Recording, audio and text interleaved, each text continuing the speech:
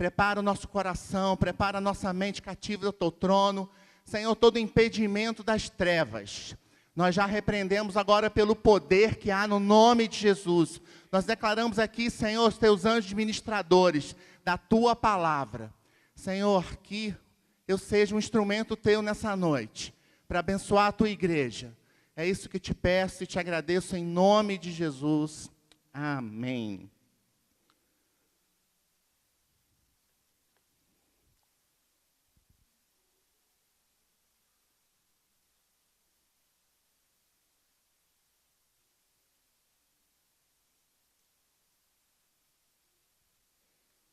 Amém, queridos.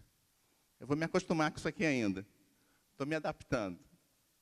Eu queria falar um pouco hoje sobre sal. Sal. Todos nós gostamos de sal?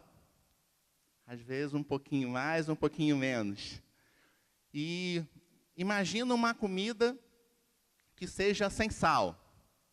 Fica muito sem tempero, fica sem gosto. Ou uma comida que esteja com muito sal. A gente percebe também que muda o sabor e ela também não é agradável, não é verdade? Então, o sal ela tem um poder de temperar, de trazer um equilíbrio, por exemplo, a uma comida. Um paladar, um gosto agradável. Amém? Muitas vezes, a Bíblia nos diz, e ela relata, que nós somos o sal da terra. Eu queria te convidar a abrir nesse texto, Mateus 5,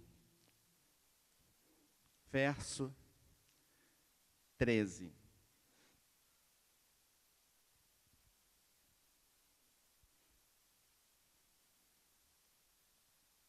Amém? Mateus 5, verso 13.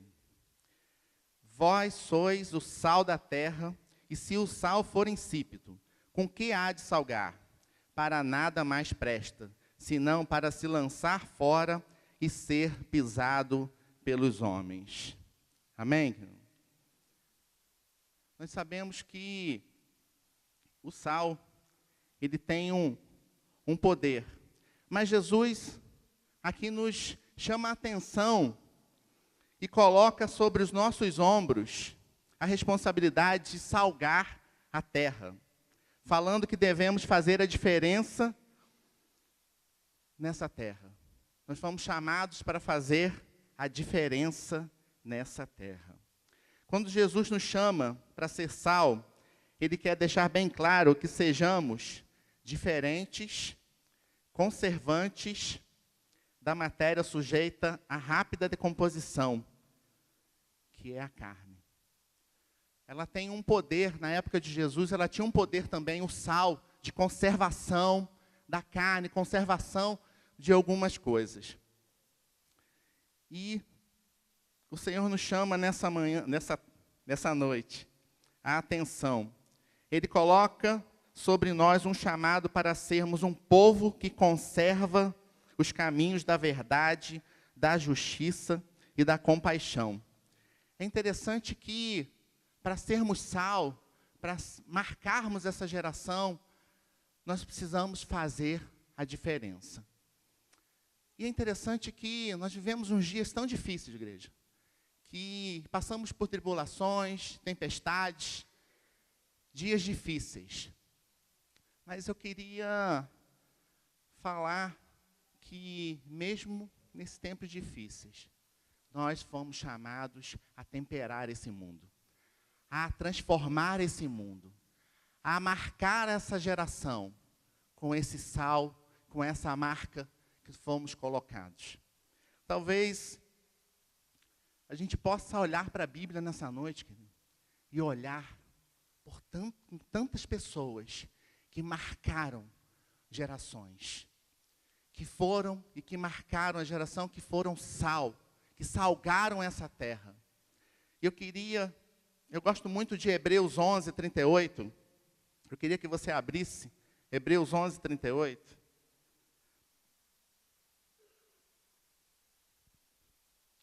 A Bíblia diz assim, Hebreus 11, 38. Aliás, vou ler a partir do verso 36. E outros experimentaram escárnios, açoites e até cadeias e prisões. Foram apedrejados, cerrados, tentados, mortos a fio da espada. Andaram vestidos de pele de ovelhas e de cabras, desamparados, aflitos e maltratados. Homens dos quais o mundo não era digno. Errantes pelo deserto e montes e pelas covas e cavernas da terra. E todos estes, tendo tido testemunho pela fé, não alcançaram a promessa. Homens dos quais esse mundo não foi digno. E eu me peguei pensando no seguinte: nós vivemos uns dias difíceis, precisamos temperar, precisamos ser o sal da terra. E esses homens, querido, foram homens, qual a Bíblia diz que o mundo não foi digno. E eu te pergunto, por que então estamos tão apegados a esse mundo? Se a Bíblia diz que esses homens não foram dignos, o mundo não foi digno desses homens.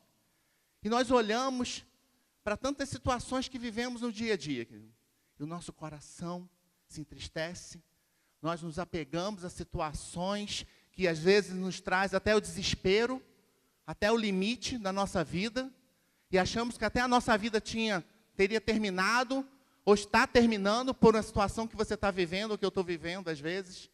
Mas a Bíblia diz que esses homens, que esse mundo, homens dos quais o mundo não era digno. Porque olhamos tanto para esse mundo nos dias a dias e nos prendemos a tantas situações. Eu gosto muito, e eu já falei alguns dias atrás, de Colossenses 3, quando o apóstolo Paulo diz que devemos olhar para o alto, pensar nas coisas de cima. A gente está pensando muito nas coisas daqui, da terra.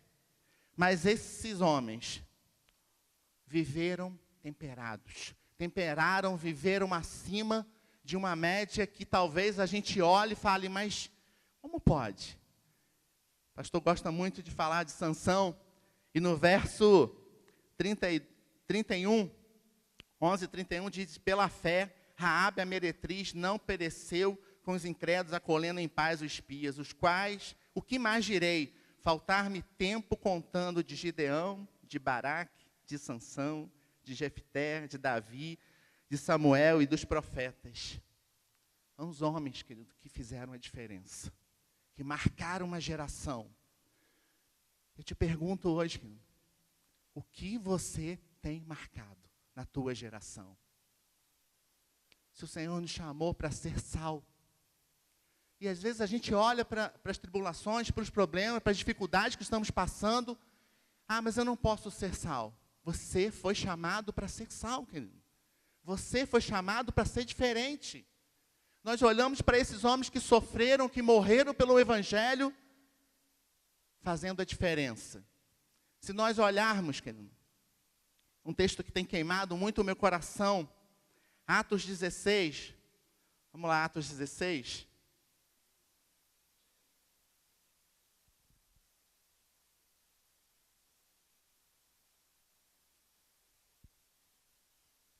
A partir do verso 22, Atos 16, a partir do 22. E a multidão se levantou unida contra eles, e os magistrados, rasgando-lhes as vestes, mandaram açoitá-los com varas. E havendo dado muitos açoites, os lançaram na prisão, mandando ao carcereiro que os guardasse com segurança, o qual, tendo recebido tal ordem, o lançou no cárcere interior e lhes segurou os pés no tronco. Perto da meia-noite, Paulo e Silas oravam e cantavam hinos a Deus, e os outros presos os escutavam. E de repente sobreveio tal grande terremoto, que os alicerces do cárcere se moveram, e logo se abriram todas as portas, e foram soltas as prisões de todos. E acordando o carcereiro, e vendo abertas as prisões, tirou a espada e quis matar-se, cuidando que os presos já tinham fugido. Mas Paulo clamou com grande voz, dizendo: não te faça nenhum mal, que todos aqui estamos. Uma palavra tão tremenda. Paulo e Silas estavam pregando o evangelho, tinham trazido a libertação a uma mulher que tinha como adivinhação, e tinha como profissão essa atividade na vida dela. E Paulo declarou uma palavra e trouxe libertação sobre essa mulher. E por causa disso ele foi preso, Paulo e Silas foram lançados na prisão. Mas a Bíblia me chama a atenção, querido, que eles receberam muitos açoites. Não foram poucos açoites, foram muitos açoites. E eles foram lançados no cárcere. E a prisão, naquela época, a Bíblia diz que eles estavam presos pelos pés, pelas pernas, mas também havia uma outra prisão que era pelos braços e a cabeça. Mas a Bíblia me diz, querido, à meia-noite, eles cantavam e oravam ao Senhor. O que pode impedir, querido, um cristão de passar por uma tribulação, passar por uma dificuldade e adorar o Senhor? O que faz com que esses homens que viviam salgados, viviam acima da média, experimentaram diante do Senhor? O que nos chama a atenção nessa noite, de homens que tinham sido açoitados, presos, mas cantavam e adoravam ao Senhor. Deixa eu te perguntar uma coisa, querido. Nada que você passe pode fazer com que você se cale. Essa noite é noite de cantar, querido. É noite de adorar o Senhor. É noite de orar e agradecer ao Senhor, querido, porque Deus é maior. Tão tremendo, querido, porque enquanto eles oravam e cantavam hinos a Deus, e outro interessante que me chama a atenção, e outros presos escutavam. Talvez o que você está vivendo, querido, seja difícil. E eu creio que seja. Mas, em meio a tudo isso que você está vivendo, querido, as pessoas estão escutando. As pessoas estão ouvindo o que você está passando. Mas a Bíblia diz, querido, enquanto eles oravam e cantavam, houve um terremoto. E esse terremoto abriu todas as cadeias, querido. Enquanto você adora, enquanto você glorifica o Senhor, enquanto você ora, querido, as cadeias estão sendo abertas. Amém? Nessa noite, alguma coisa começou a ser aberta na tua vida e na minha vida, querido. Amém? Você pode receber essa palavra em nome de Jesus. Algo começou a acontecer no momento do louvor aqui, querido. Enquanto eu estava orando, falando para o Senhor, o que é isso, Senhor? E o Senhor falava no meu coração, são as cadeias se abrindo, são as prisões se abrindo, e as situações da tua vida mudando nessa noite, querido. Amém? Eu recebo essa palavra em nome de Jesus. Aquilo que é impossível para você, é possível ao nosso Deus, querido. Talvez o que a gente olhe nessa noite, Apocalipse 1:9. A Bíblia diz de um homem, querido. A Bíblia diz de um homem. Apocalipse 1:9.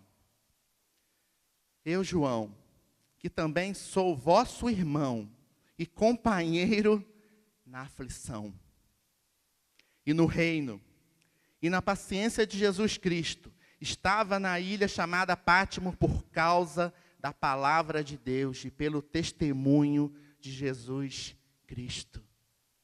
João não estava lá à toa não, querido. Ele estava por causa da palavra de Deus, por causa da perseguição do Evangelho. Mas ele contemplou algo que muitos de nós daríamos tudo para contemplar, querido. Que está no verso 17. Diz assim: e eu, quando vi, caí os seus pés como morto, e ele pôs sobre mim a sua destra, dizendo: não temas. Não temas. Não temas, querido. Não temas. Ah, Deus. Eu sou o primeiro e o último, e eu que vive, fui morto, mas eis que estou vivo para todo sempre, amém. E eu tenho as chaves da morte e do inferno, querido. Não temas, querido. Não temas. Não temas, querido.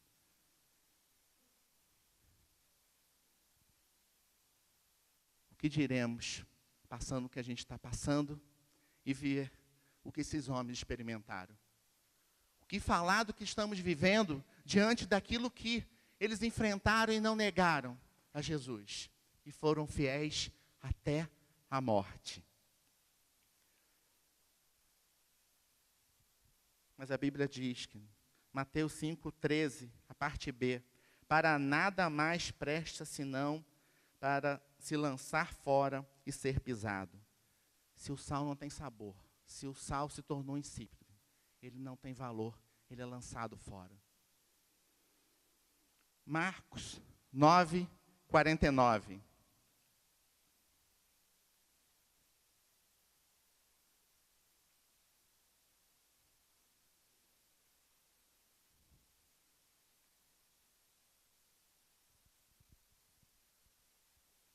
Marcos 9:49, a Bíblia diz assim: porque cada um será salgado com fogo, e cada sacrifício será salgado com sal. Bom é o sal, mas se o sal se tornar insosso, com que adubareis? Tende sal em vós mesmos e paz uns com os outros. É interessante, querido, que às vezes a gente olha esse texto e fala assim, não entendi muito bem. Mas ele tem um significado. Todo sacrifício judaico deveria ser salgado antes de ser oferecido a Deus. Você pode abrir comigo em Levítico 2:13?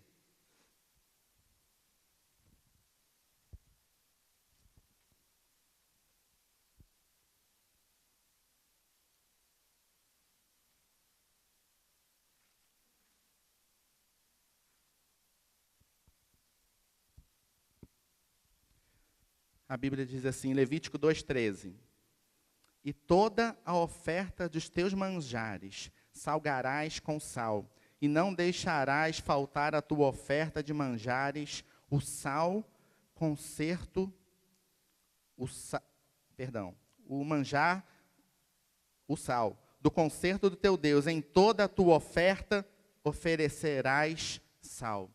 Então era costume dos judeus salgar a oferta diante do Senhor.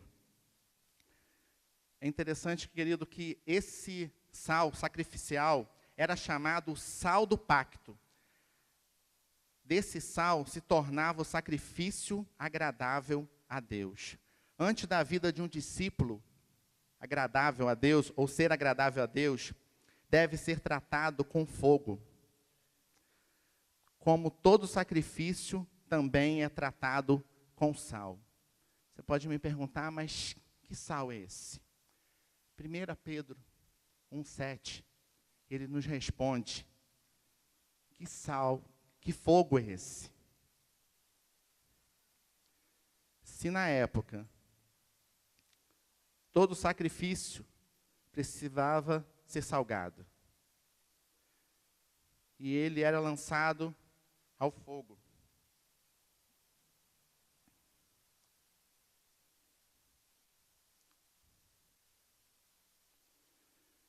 1 Pedro 1:7.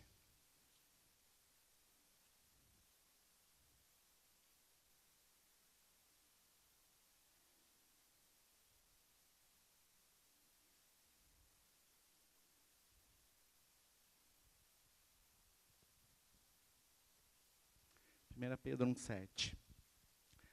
Para que a prova da vossa fé, muito mais preciosa do que o ouro que perece, e é provado pelo fogo, se acha em louvor e honra e glória na revelação de Jesus Cristo. Para que o fogo? Para provar a nossa fé. Para que o fogo? Para que a circunstância? Para que aquilo que a gente está vivendo? Para provar a nossa Fé, querido. Às vezes, o que a gente não entende, que Deus está trabalhando ao nosso favor. A Bíblia diz que Ele nos atrai com cordas de amor. Talvez o que Deus está fazendo nessa noite, querido, é te chamar a tua atenção e falar: filho, eu estou no controle. Filho, eu não perdi o controle da tua vida. Porque às vezes a gente acha que tudo está dando errado, querido. Ah, aonde eu errei? Você pode ter errado, sim. Mas deixa eu te falar algo, querido. Deus continua no controle da tua vida. Ele não perdeu o controle da tua vida. 2 Reis.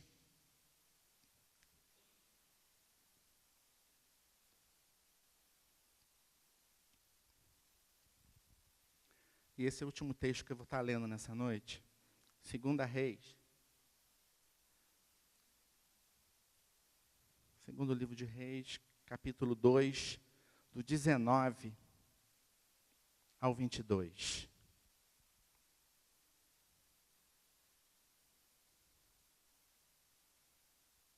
Amém? 2 Reis 2, 19. E os homens da cidade disseram a Eliseu: eis que boa é a habitação dessa cidade, como o meu senhor vê. Porém, as águas são mais, e a terra é estéril. E ele disse: trazei-me uma salva, ou outra versão, um vaso novo, e põe nele sal. E lhe trouxeram. E então saiu ele ao manancial das águas, e deitou o sal nele, e disse: assim diz o Senhor, sararei essas águas. Não haverá mais nelas morte, nem esterilidade. Ficaram, pois, sãs aquelas águas, até o dia de hoje, conforme a palavra de Eliseu que tinha dito. Você imagina, querido, chegar numa cidade, você pode falar: a cidade é boa, mas a água não serve para tomar. Você pode chegar numa cidade e falar: a cidade é boa, mas tudo que planta morre. Mas o profeta, querido, diz aqui a palavra que pediu um cântaro, em outras versões, ou um vaso, e derramou sal. Esse vaso, querido, muitas vezes somos eu e você. E esse sal, Deus continua derramando sobre nossas vidas, para nos salgar, para mudar aquilo que talvez esteja imperfeito, que o Senhor deseja aperfeiçoar nessa noite. Algo me chama muita atenção, que talvez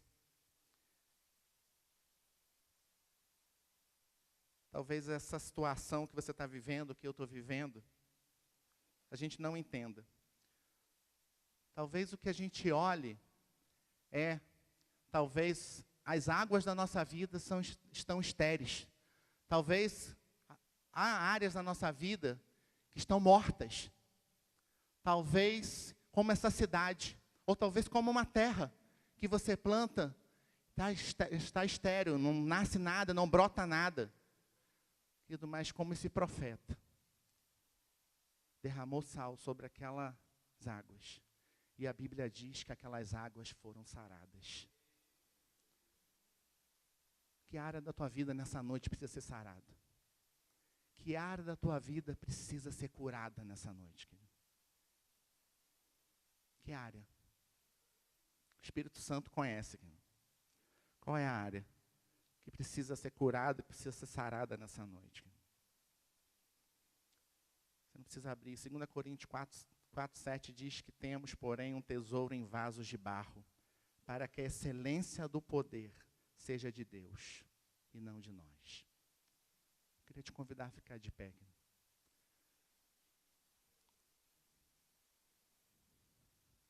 Não há avivamento, querido, sem transformação.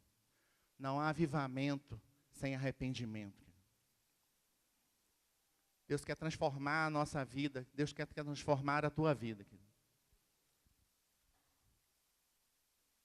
Mas entenda que esse calor, que esse fogo, ele tem um objetivo de nos purificar. Eu queria te convidar vir no altar, como a gente tem feito. Queria te convidar, querido, a que você entenda que Deus está te purificando, está me purificando, querido, para que a gente seja um vaso na mão do Senhor.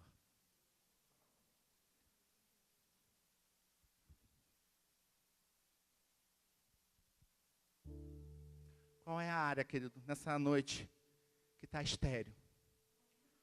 Que você precisa de uma palavra, que você precisa de uma restauração, que você precisa de uma cura nessa noite, querido. Começa a falar para o Senhor, querido. Começa a falar para o Senhor em que área que você precisa de restauração nessa noite. Em que área que você precisa de cura. Em que área que você precisa que Deus intervenha e faça um milagre nessa noite, querido. Eu tenho áreas na minha vida que precisam, querido, de um milagre. Mas Deus não mudou, querido. Ele continua sendo o mesmo. Ele não mudou. E jamais mudará, querido.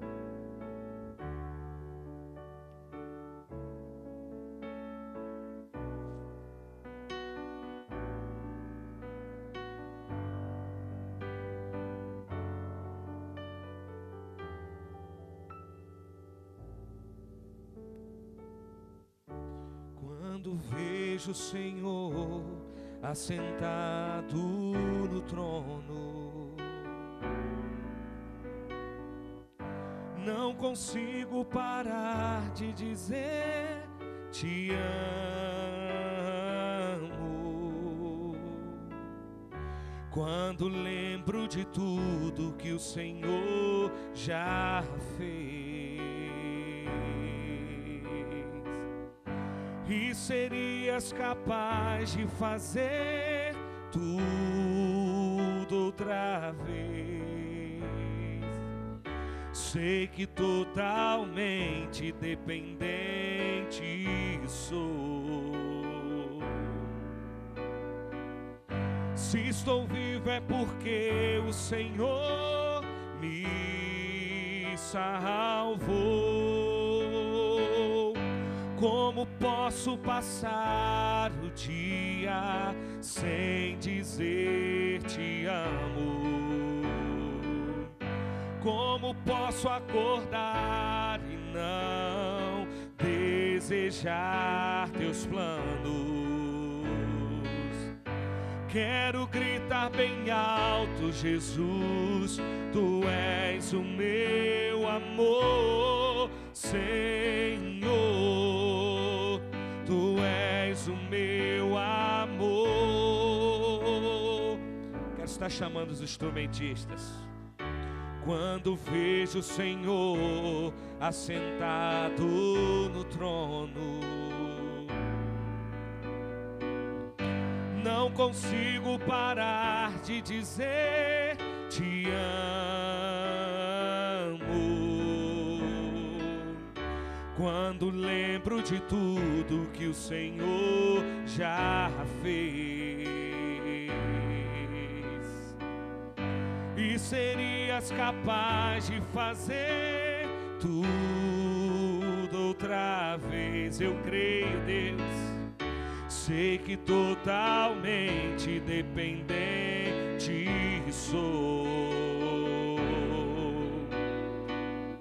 Se estou vivo é porque o Senhor me salvou. Como posso passar o dia sem dizer te amo? Como posso acordar e não desejar teus planos? Quero gritar bem alto, Jesus, tu és o meu amor, Senhor, tu és o meu amor. Como posso, Deus, como posso passar o dia sem dizer te amo? Como posso posso acordar e não desejar teus planos. Quero gritar bem alto, Jesus, tu és o meu amor, Senhor. Tu és o meu amor, independente da situação, ó Deus, Senhor. Tu és o meu amor, no pouco ou no muito, Senhor. Tu és o meu amor, no meio da paz ou da adversidade, Senhor. Tu és o meu amor, não importa onde, Senhor. Tu és o meu amor, Senhor. Tu és o meu amor.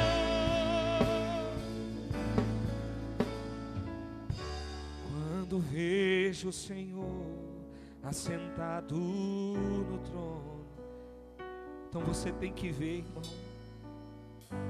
Não consigo parar de dizer te amo. Talvez a coisa está tão difícil que você não está vendo Deus. Quando lembro de tudo que o Senhor já fez. Você pode lembrar do que Ele já fez, meu irmão?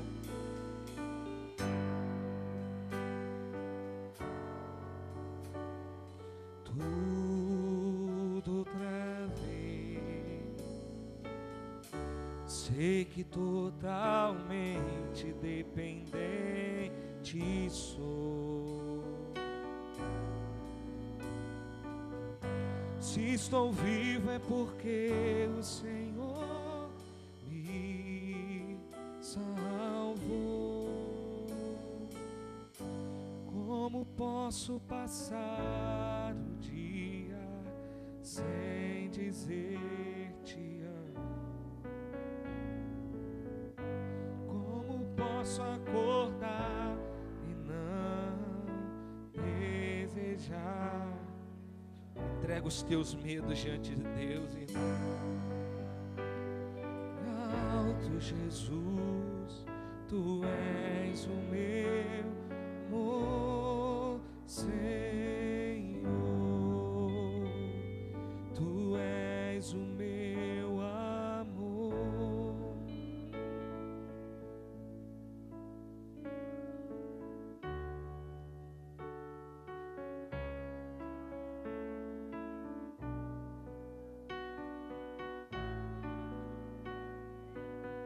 Senhor, te agradecemos, Senhor. Pai, porque o Senhor é o nosso amor. Nós cremos, Senhor, que as áreas, Senhor, da nossa vida, Senhor, estão sendo curadas nessa noite. Senhor, essa palavra não é por acaso. Senhor, não estamos aqui por acaso, como o pastor Bruno falou desde o início, Senhor. Nós temos aqui um propósito, Senhor. E o Senhor nos atraiu nessa noite, Senhor.